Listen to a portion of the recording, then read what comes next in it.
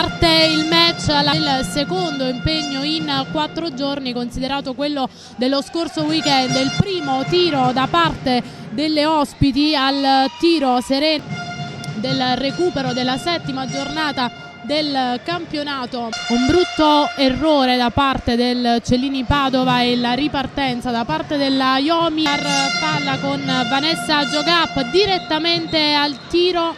Giorgia Meneghini, lo scambio per il capitano Karel Giogap, di nuovo la numero 14 Vanessa Giogap, in rete il gol del 7-8, quindi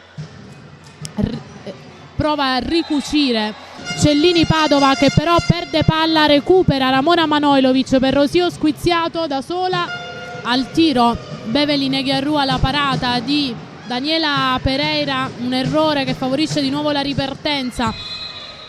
Dentro la rivediamo, la numero 19 Angela Prela, adesso il pallone nelle mani di Vanessa Giogap. Al tiro c'è però la difesa della Iomi Salerno che non fa passare il pallone, il contropiede di Daniela Pereira per Giulia Rossomando che perde. L'arbitro però fa ripartire il contropiede Daniela Pereira per Ilaria Dalla Costa. Manojlovic al tiro, l'ottimo tiro di Ramona Manojlovic che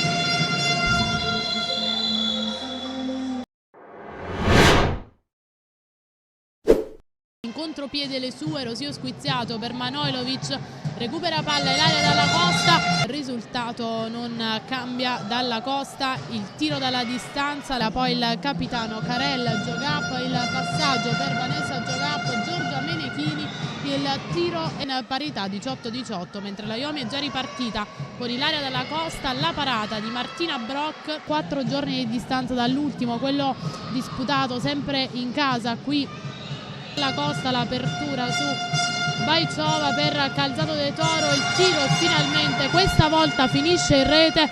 Di più fuori l'anima delle padrone di casa, 22-20, immediata però la risposta da parte del Cellini Padova per Vanessa Giogap. Ancora Evelyn Eghiarrua, non passa questo pallone, aggancia Rosio Squiziato che se ne va in libertà, il tiro nella rete. Cellini Padova con Beverly Neghiarrua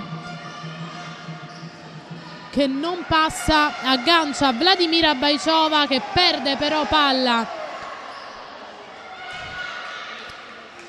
riesce a recuperarla Vanessa Giogap che fa ripartire le sue. Adesso è proprio lei a provare ad andare al tiro, prova a passare, serve ma non aggancia Lucilla Stettler.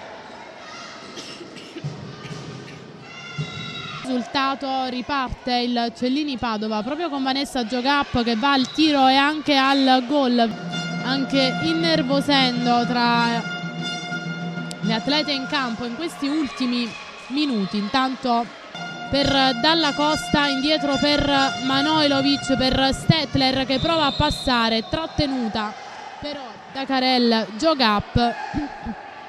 L'arbitro che fa ripartire Manojlovic in rete, 27. Serena Eghiarrua, e lei a tenere palla, prova il tiro Beverly Eghiarrua, nulla di fatto. E la gara che termina in questo momento, una vittoria sofferta